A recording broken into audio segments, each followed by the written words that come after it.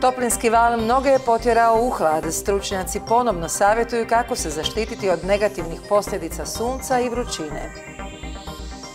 Na Međunarodni dan mladih provjerili smo što sve muči mladu generaciju te kako se ubrzani način života odražava na njihovo mentalno zdravlje. Član prve Hrvatske rukometne lige Jug, rukometni klub RDA, započeo je s pripremama za novu sezonu. Aktualne novosti iz kluba, koji prema najavi iz uprave ima plasman u Premier ligu, doznali smo od predsjednika Mara Dabelića. Lijep vam pozdrav, poštovani gledatelji, u vijestima Libertas televizije. Kako Toplinski val doseže svoj vrhunac, tako je opasnost za građane sve veća.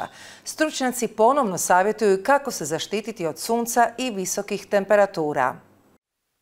Iako smo do sada izbjegli visoke temperature koje su zavladale ostatkom Europe, Toplinski val pogodio i Hrvatsku. Izmjerene su nove apsolutno najviše temperature zraka, u Dubrovniku 38,9 i u Šibeniku 38,5 Celzijevih stupnjeva, a ovaj toplinski val će i trajati. Crveno upozorenje za našu županiju vrijedi do subote. Turisti građani ipak se snalaze. Koristimo kremu za sunčanje kao i uvijek, često se kupamo i raslađujemo. Jako je vruće, to definitivno nije vrućina na koju smo navikli. Imali smo nekoliko toplinskih valova i kod kuće, ali ovo je puno toplije. Savjeti stručnjaka uvijek su isti, a važno ih je naučiti već u djetinjstvu.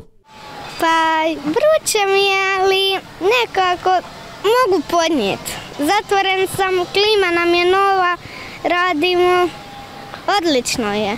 Je li znaš kako se zaštititi od sunca, vrućine, što treba raditi? Pa treba se redovito mazati, piti puno vode,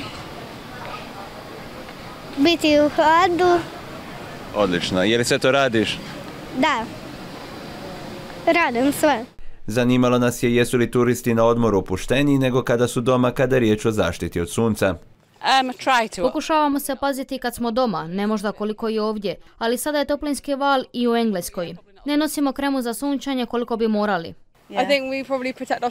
Vjerovatno se više štitimo kada smo na odmoru jer nismo navikli na ovu vrućinu, iako smo blijede pa sunce ne pomaže. Ovih dana najbolja zaštita od visokih temperatura je ostanak kući. Ako morate izaći, pripremite šešire, kreme za sunčanje i jako puno vode.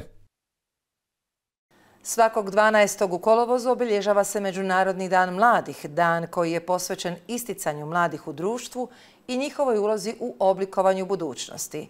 O mentalnom zdravlju mladih razgovarali smo sa psihoterapeutkinjom i spisateljicom Karmen Kmetović-Prkačin. 12. kolovoza obilježava se Međunarodni dan mladih, dan koji je posvećen svim mladima, njihovim idejama i djelima.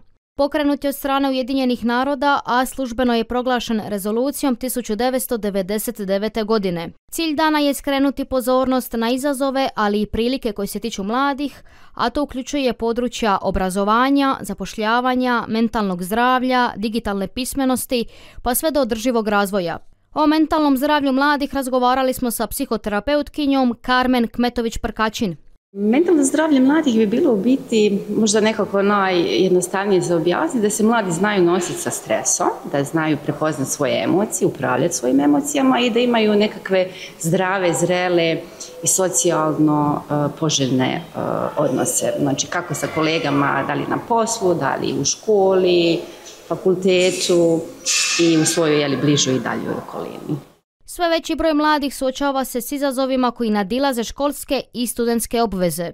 To su izazovi koji mogu poprilično utjecati na njihovu svakodnevnicu i normalno funkcioniranje u društvu. Često se znaju javljati zbog anksioznosti ili tjeskoba ili recimo znaju doći radi nekih napada panike. Uglavnom problemi sa samopouzdanjem, sa ostvarivanjem nekih dubljih kontakata, možda nekakvih povremeno depresivnih epizoda i upravo s time da ne znaju regulirati emocije bijesa i tuge.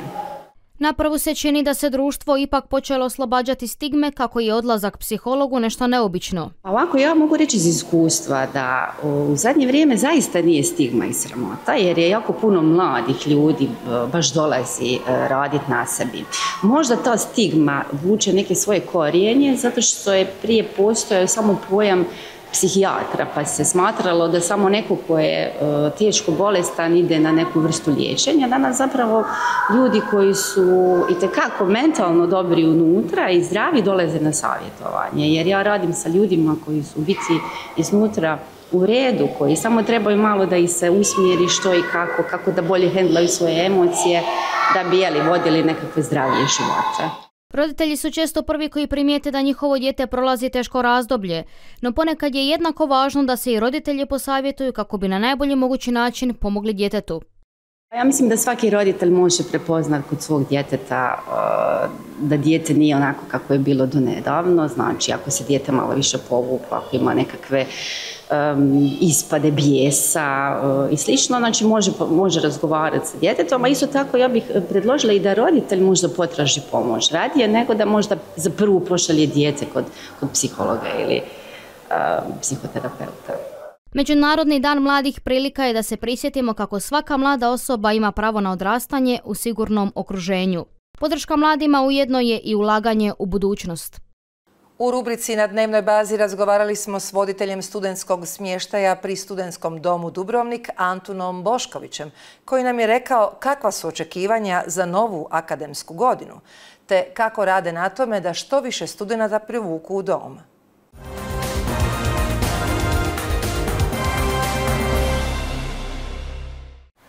Na Međunarodni dan mladih važno je pozabaviti se i temama koje zanimaju učenike i studente, pogotovo kada je riječ o studentskom smještaju. A o tome ćemo u rubrici Na dnevnoj bazi porazgovarati s voditeljem studentskog smještaja Antunom Boškovićem. Dobar dan.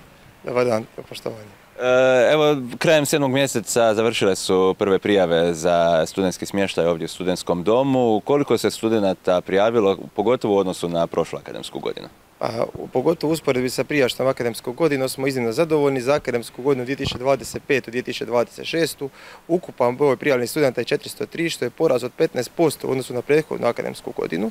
A za sam natječaj za subvencionirani smještaj imamo 248 prijava, odnosno porast od 13% u usporedbi sa prethodnom akademskom godinom. Brojke su to koje nas iznimno vesele.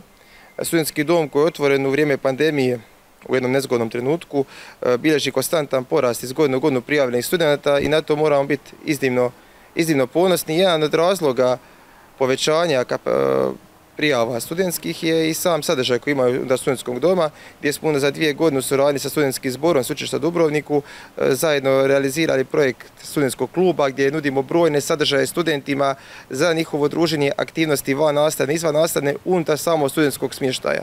Tako da ne bude samo studiranje i prespavati, već imati kreativne sadržaje koje mi podržavamo tijekom cijele akademske godine. Koliko je tog sadržaja upravo unutar prostorija doma, koliko se trudite i možda van prostorija u gradu pozabaviti se time što studentima treba? Konkretno mi kao studentski centar zaduženi smo za smještaj, ali isto tako ne želimo bježati od odgovornosti, želimo unutar studentskog centra naše kompleksa dati maksimalan broj sadržaja studentima. Imali smo od knjižnica, pub kvizova, turnira u stolnom tenisu, pikadu, PlayStation, teretanu koja je dostupna studentima tijekom dana bez ikakve naknade. Nudimo im parking mjesto u garaži, parking je veliki problem u gradu, naši studenti nemaju taj problem. Nudimo im cijeli niz dodatnih sadržaja, čajna kuhinja, učionica, povoljne cijene za pranje, sušenje robe, tako da mogu biti maksimalno samostalni i komfortni. Recepciju 24 sata, sve to uz studentski restoran gdje jedu za otprilike za euro po obroku. Sve to zajedno daje jedan ugodan ugađaj da studenti za kvalitetnu cijenu mogu jako dobro studirati i u krajnju ruku imati jako lijep uspomenu iz našeg grada. Kada je riječ o prijavama, koliko je studenata odbijeno, što uopće ulazi u to da će student možda neće dobiti smještaj, na što trebaju paziti kada se prijavljaju? Jedini studenti koji mogu biti odbijeni su ukoliko se radi o drastičnom problemu pri samom podnošenju prijave ili koji ne zadovoljavaju osnovne uvjete, ali redovni studenti sveučilišta u Dubrovniku koji imaju osnovne uvjete za samu prijavu u dom isti dobiju. Kada je riječ o ovom periodu prije samog početka akademske godine, ovdje je dosta i turista. Kako se ta razmjena dogodi? Je li ona uvijek uredna? Je li uvijek imate problema i studentima i sa gostima? Turisti su tu u 7. i 8. mjesecu kada nema obaveza na fakultetu. Studenti imaju prednost, oni su tu prvi stižu već od 1.9. zadnji odlaze 36. Za vrijeme svih trajanja ispitnih rokova oni imaju pravo na smještaj u studentskom domu i za ispitne rokove i tijekom samih predavanja, tako da svoje akademske obaveze mogu ispunjavati u cijelosti i to prolazi bez ikakvih problema. Isto tako mi smo ponosni i na suradnju s lokalnom zajednicom gdje smo prepoznati od lokalnih ljudi, naših studenata i vjerujte da to je jedna jako simpatična i dobra suradnja i na to smo jako ponosni. Cijena smještaja ipak je porasla, je li to utjecalo na broj prijava, zainteresiranost studenata? Cijena je porasla za 6 eura, tako da, a vidite kao po brojkama to nije utjecalo, a mi iz godine u godinu ulažemo u samu infrastrukturu u studentskom centru. Evo, prijašnje 2 godine to je bio studentski klub, sutradan će biti neki drugi projekat i mi konstantno gledamo studentima pružati maksimalnu uslugu. Je li ima ove godine nekakvih još novosti što se tiče i samog smještaja, nekakvih dodatnih kapaciteta? Kako je ova godina izgleda za studente ovdje? Pa evo, povećava se broj baš studentskog smještaja, studentskih kapaciteta. Nama je to drago jer najbolja povratna informacija studenta kad studenti među sebe druže. Njima je drago da ih je sve više iz godine u godinu. Ima tu još par studenta koji su bili od samog početka kad se otvorio dom i oni danas uspoređuju današnju popunjenost i ono što je to neusporedivo. Duplala se, otostručila, tako da je to jako su pozitivni podaci i mi smo baš, priča je zdrava, zaživjela je sa studentima i naprijed jako dobrim putem, ali bitno je istaknuti, imamo jako dobru suradnju i sa studentskim zborom i sa samim sveučilištem kao osnivačem i zajedno u sinergiji nudimo maksimalnu uslugu studentima. Zašto se studenti, nevezano samo za ovaj specifičan dom, inače odlučuju za doći u dom, ne za neki privatni smještaj, što ono što ih privlači baš u ovakve zgrade, ovakve ustanove? Pa iskreno, ona razlika zašto studenti izaberu dom umjesto privatnog smještaja nije samo u povoljnoj cijeni smještaja, već oni su tu u zajednici, uključeni su. Oni su zajedno i na ručku, i na većem studentskom restoranu, i na kavi u našem kafiću, i u našim zajedničkim prostorijama, druže se, gledaju sportska takmičenja, omogućili smo im sve sportske prinose u studentskom klubu, tako da zajedno mogu gledati sve naše važne sportske događaje. Oni se tu osjećaju dijelom zajednice, osjećaju se pripadno, važno i uključeno. Evo konkretno, ja sam voditelj studentskog smještaja, nema tog studenta koji nije pokucao naša vrata s nekim problemima, da ga nismo saslušali, pokušali mu pomoć. Bit je tog osobnog odnosa sa studentima gdje nama to više od posla. Nama je bitno da su nešto ugodno i da mi uvijek što možemo, da im uvijek izađemo u susret maksimalno i pomognemo. I mi da smo upravo mi tu razlika i to je naša prednost ispred privatnog smještaja i oni se tu stvarno osjećaju ugodno. Što je ono što studenti najviše zanima? S čime vam dolaze kao problemom? Možda nečim što možete odmah riješiti, ali nešto o čemu često razgovarate? Pa oni često, ko mladi ljudi, uvijek žele više sadržaja u gradu i na temu se uvijek može poraditi, ali za tega smo mi i u sklopu studentskog kluba organizirali cijeli niz društvenih događaja koje sam već malo prije spomenuo, samih turnira, događaja, njihovih internih zabava, studentskih utoraka, srijeda, čitaonica i slično, gdje oni pronalaze neki svoj prostor i mi ćemo tu suradnju samo poboljšati, a druge stvari su više ovako administrativno-tehničke prirode, pogotovo sad pri upisu, studenti su znatiželjni, koji su sve procedure pri samom upisu na dan prijave, kada se mogu useliti, koje su mogućnosti, koji su rokovi, tako da mi davamo na dnevnoj bazi sve informacije i to funkcionira jako dobro. Bitno je biti korektan, pošten prema mladim ljudima i to će se uvijek vratiti i mislim da se nama upravo vraća u ovim brojkama. Baš povodom Međunarodnog dana mladih, u programu smo se bavili danas i mentalnim zdravljem mladih. Koliko ovako jedan osiguran smještaj pomaže i u akademskom razvoju, koliko je njima lakše studirati kada znaju da imaju ipak gdje se vratiti bez da razmišljaju previše o tome? Sve se svodi na sigurnost. Ne samo sigurnost općenitu, nego sigurnost tijekom studiranja. Oni znaju da oni tijekom 10 mjeseci kad imaju akademske obaveze tu imaju smještaj. Oni moraju biti redovni studenti, moraju uredno prijaviti prijavne obrasce i prijaviti se uredno našim kanalima, ali oni su tu zaštićeni. I to je zapravo najvažnije, a uz to imaju kvalitetno okruženje, modernu infrastrukturu koja im dava uvjete da mogu učiti ili u učionicama ili u svojim sobama ili u našim javnim prostorima, mogu zajedno se skupiti. Znači mi smo uvijek njima izlazimo tu maksimalno susret. I kad su oni zajedno jedno drugo pomažu i mi čuvamo leđa, to je sve zajedno puno bolje. Evo, za sami kraj puno bude i stranih studenata tijekom godine. Što oni govore, jesmo li na putu da postanemo onaj pravi studentski grad o kojem sanjamo? Konkretno, kad pričamo o studentskom domu, oni su bez riječi. Znači, pričamo o studentima iz Europske unije, iz SAD-a. U njih je studentski dom, pogotovo u SAD-u, nešto drugo. Ovo što ovdje imaju ovdje, to je njima nevjerojatno. Znači da oni, možda nama to zvuči obično, ali ovo je, mnogi studenti će da se osjećaju ovdje kao u hotelu, mislim. Oni imaju u svakoj sobi, vi imate mali frižider, mali sef, radne stolove, dva studenta dijele jednu kupaonicu, soba je 22,5 metra kvadratna, svaki student ima svoj ormar, teretana, garaža, čajna kuhinja, učionice, brojni sadržaj, oni jednostavno ne mogu doći sebi. Imali smo puno Erasmusa koji se vrate, koji dođu tipa, uvijek je popularni ljetni semestar, mada je zimski isto jako u porastu, i imamo studente koji semestar odleće se ponovno na Erasmus Plus program doći opet u Dubrovnik. Pored cijele Europske unije, silnih mogućnosti, opet dolazi Dubrovnik. To je isto pokazatelj. Hvala puno na razgovor. On lijepo. Dragi gledatelji, mi se vraćamo našim vijestima, a svakako u ovaj studentski dom, evo ubrzo prvi studenti će doći i započeti još jednu akademsku godinu.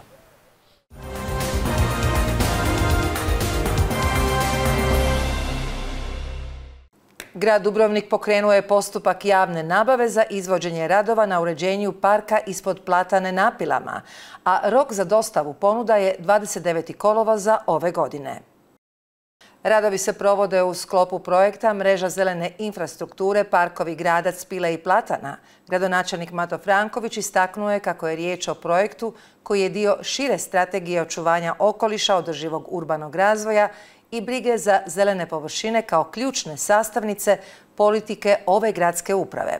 Krajobrazno rješenje koje je izradio studio Landa d.o.o. za krajobraznu arhitekturu predviđa poboljšanje stanišnih uvjeta za azijsku platanu koja uživa status spomenika parkovne arhitekture, te stvaranje novog javnog prostora za građane i posjetitelje. Prostor ispod Platane predstavlja ostatak povijesnog vrta iz 18. stoljeća, a sama Platana najveće stablo na području Pila pod preventivnom je zaštitom od 2007. dok je od 2010. službeno zaštićena kao spomenik parkovne arhitekture. Umjetna inteligencija sve je prisutnija u našim životima, no donosi li ona sa sobom samo prednosti ili i izazove s kojima se moramo suočiti? Više o tome razgovarali smo s direktoricom marketinga tvrtke za razvoj softvera Anom Milas. Unatoč brojnim definicijama umjetne inteligencije koje se mogu pronaći, upitali smo ChatGPT kako bi definirao sebe.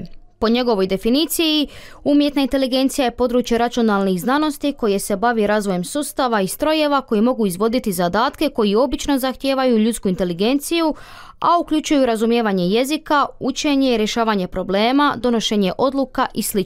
Što je s našim sugrađanima? Koriste li i oni umjetnu inteligenciju i za što? Da, koristim svaki dan za ponudu restorana. Yeah, of course, every day. Da, naravno, koristim svaki dan. Imam i pretplatu. Danas ne možeš ništa bez umjetne inteligencije. Without AI, you can't.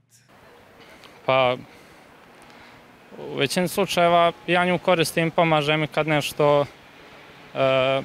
nešto mi nije jasno, neki određeni dijelovi, tekst, riječi. Tako se, ili zanimaju me neke informacije koje su jako rijetke. Pa koristim primarno da mi pomogne u nekim stvarima, ne znam, prije zašto bi koristio Google, sad nekad koristim ChatGPT, da budem iskren. Da, koristim ju svaki dan, za posao, za preporuke gdje ići, za ponudu restorana. Unatoč brojnim pogodnostima koje nudi, umjetna inteligencija može se poslužiti i u negativne svrhe ako se ne koristi savjesno. Pa mislim da je generalno pozitivna, ali isto tako znam da će ljudi naći način da okrenu, mislim, već su i našli načine, pogotovo za pisanje nekih radova, od domaćih zadaća do nekih ozbiljnih zadataka, naravno sve ima svoje dvije strane, tako reći. Pa smatram da je s jedne strane bolje, a i možda je bolje se konsultovati i učiti konsultovati s drugim. Isto tako ima i umjetna inteligencija također ima dobre stvari. Dobra je za sada. Što će biti u budućnosti, ne znam. Direktorica marketing tvrtke Ana Milas govorila je o primjeni umjetne inteligencije u struci, istaknuvši njene prednosti i nedostatke, ali i naglasivši važnost opreznog i odgovornog korištenja takve tehnologije. Pa obzirom da se bavim marketingom, mislim da mi zaista pomaže umjetna inteligencija. Koristim nekoliko alata, između ostalih Canvu, koja mi služi za dizajn, za vizualizacije, za pripremu prezentacija i drugog. Koristim ChatGPT, naravno najrasprostranjeniji AI tool, uglavnom da mi skrati operativne stvari, da mi olakša taj dio poslovanja. No ono što ja smatram da je jako bitno da ne prepustimo kompletno vođenje cijele priče umjetnoj inteligenciji, nego da se tu uključimo sa svojim znanjem, iskustvom i ekspertizom, jer AI ne poznaje toliko dobro stvari kako ih mi poznajemo. I vidim problem u tome ukoliko se ljudi kompletno prepuste umjetnoj inteligenciji i ne izgube uopće svoju samouvjerenost da nešto mogu sami, ili se postave dosta lijeno, pa ne trude se uopće donijeti vlastiti zaključak, niti razmisliti o stvarima, niti napraviti pravo istraživanje, onda to nije dobro. Umjetna inteligencija sve više postaje sastavni dio života svih nas. Njezine dobre strane uključuju veću učinkovitost, bržu obradu podataka koje mogu poboljšati kvalitetu života. Također, ako se koristi neodgovorno, postoji opasnost njene zloupotrebe u raznim aspektima života. Član prve Hrvatske rukometne lige Jug, rukometni klub RDA, započeo je s pripremama za novu sezonu. Aktualne novosti iz kluba, koji prema najavi iz uprave ima plasman u Premier ligu, doznali smo od predsjednika Mara Daberića. Zadovoljni smo sa trenutnim kadrom, bilo je odlazaka, bilo je dolazaka, bilo je nekih povratnika. Evo, stvarno smo zadovoljni kako smo ovaj period radili. Pripreme su krenule, započele jučer. Drago nam je da se pripremama i našem radu priključio Nikola Pavlina, koji će biti naš kondicijski trener kroz cijelu sezonu. Mislim evo da je to jedan jako dobar potez kompletne uprave. I trenutno smo evo svi zdravi osim Jurića, koji ima tešku povredu u umagu. Tako da ga očekujemo njegov povratak u drugom dijelu sezone. Evo, možemo potvrditi da su otišli golman Demirović, da je otišao Lorenzo Nežić u Poreč. Evo jedan igrač iz Dubrovnika je otišao u Poreč, koji je mu reći jedan stabilan Premier ligaš. Otišao je Marin Babić, je rekao da će zaključiti karijeru, pa evo na kraju će igrati u 3. ligi u Dugopolju. I otišao je Mali Fruk, se vratio u Slavoniju, tako da evo, to su od nekakvih odlazaka značajnija imena. Biće pojačanja iz Hrvatske, doveli smo jedno jako dobro lijevo krilo, jednog dobrog srednjaka, mladog golmana, potentnog, jedno desno krilo. Mislim da ćemo biti jako dobra ekipa, da će to jako dobro izgledati. Evo, govorim, u narednim danima ćete znati imena. Momčad Zapadni Mostar pobjednik je turnira za seniore Feste od košarke. Protekli vikend započela je i Liga kvartova U13, a u vikendu pred nama očekuje se nastavak turnira i završnica te 3-3 u kategoriji U16. Pa je, evo, krenuli smo ovaj vikend kada smo imali seniore 3x3. Uzrast U13 je krenuo sa svojom ligom kvartova. Rekli smo već prije, evo, stvarno preko 200 natjecatelja. U ovom vikendu imali smo taj turnir 3x3 seniorski gdje je nastupilo 16 ekipa, što nas stvarno veseli da je bio tako veliki broj. Turnir je odigran, subotu smo odigrali grupe, nedjelju je bio završni dan tega dijela turnira. Pobjednik je ekipa, imamo novoga pobjednika, evo, nakon ekipe Unidu, koja je prve i druge godine osvojila turnir, zatim ekipe Gringo, prošla godina ekipa Asur Ukaro, ove godine imamo novoga prvaka, to je Zapadni Mostar. Turnir U13 Ligu kvartova posjetio je, pogledao je malo i podružio se sa djecom, slikao se Kori Meget, inače 14 godina je igrao NBA ligu. Inače, Kori je došao i na seniorski turnir gdje je uručio nagradu za pobjednika u tricama. Evo, ovaj vikend, subota, nedjelja, nastupaju mlađi. Liga kvartova se nastavlja, subotu 3. kolom. Nedjelja je završni dan gdje su finalne utakmice. U subotu isto tako počinje u 16 dio turnira 3x3 gdje će se odigrati natjecanja po grupama. U nedjelju je završni dio tega dijela turnira kada ćemo i završiti sa ovogodišnjom festom. Cijene nafte su porasle. Slijede poslovne minute. Cijene nafte blago su porasle na međunarodnim tržištima nakon vijesti da je produljeno razdoblje trgovinskog primirja između SAD-a i Kine te uoči sastanka na vrhu između SAD-a i Rusije. Na londonskom je tržištu oko podneva cijena barela sirove nafte bila tako viša za 0,2% nego na zatvaranju trgovanja dan ranije. Iznosila je $66,74. Na američkom tržištu barelom se trgovalo po 0,1% višoj cijeni od $64,01. Sjedinjene države produžile su primirje u vezi carina na kinesku robu za još 90 dana do 10. studenog, čime je izbjegnuta neposredna eskalacija trgovinskog rata između dva najveća svjetska gospodarstva. Produljenje primirja omogućit će više vremena za pregovaranje o ispravljanju trgovinskih neravnoteža i nepoštenim trgovinskim praksama, priopćila je tako Bijela kuća. Predsjednik poslovnog vijeća SAD-a i Kine Sean Stein opisuje to produljenje ključnim kako bi se dvijema vladama dalo vremena za pregovore o sporazumu koji bi mogao utrti put sastanku američkog predsjednika i kineskog predsjednika. Visoke temperature nisu opasne samo za ljude, već i za pametne telefone. Libertas hashtag.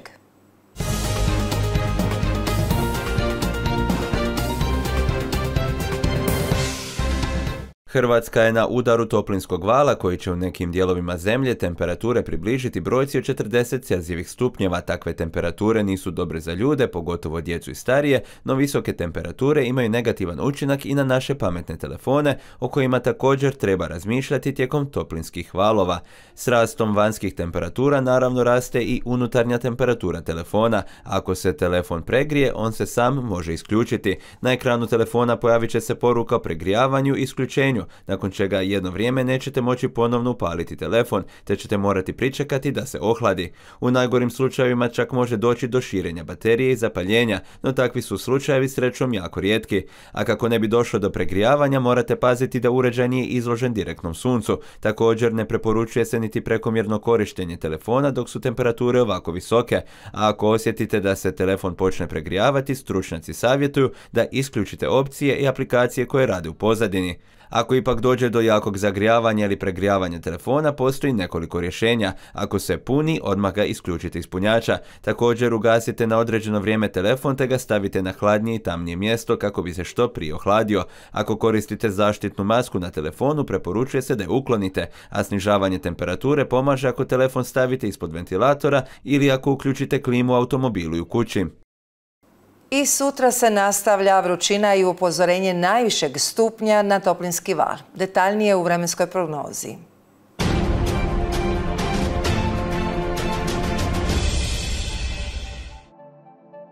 Sunčano i vruće na Jadranu i vrlo vruće, u Dalmaciji povremeno umjerena naoblaka. Umjerena do jaka bura će slabjeti i prolazno okrenuti na jugozapadnjak i sjeverozapadnjak. Najviša dnevna temperatura zraka od 29 do 40 Celzijevih stupnjeva.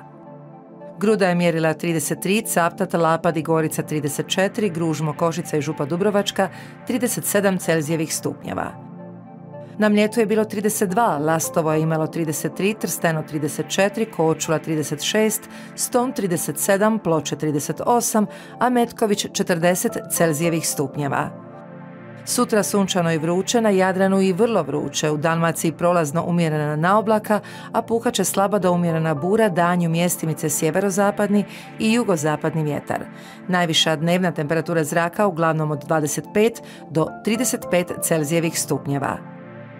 U područjima uz Jadran i u unutrašnjosti Dalmacije i dalje postoji vrlo velika opasnost od toplinskog vala koji djeluje na zdravlje. Rizične skupine trebaju provoditi mjere zaštite od velikih vrućina, a kroničnim bolesnicima se savjetuje pridržavanje uputa liječnika. Tijekom dana je svima neophodna dobra hidracija i lagana prehrana, a prilikom izlaska UV zaštita kože i očiju. Poštovani gledatelji, pratili ste vijesti Libertas televizije. Hvala vam lijepa na pozornosti. Do sutra. Srdačan pozdrav.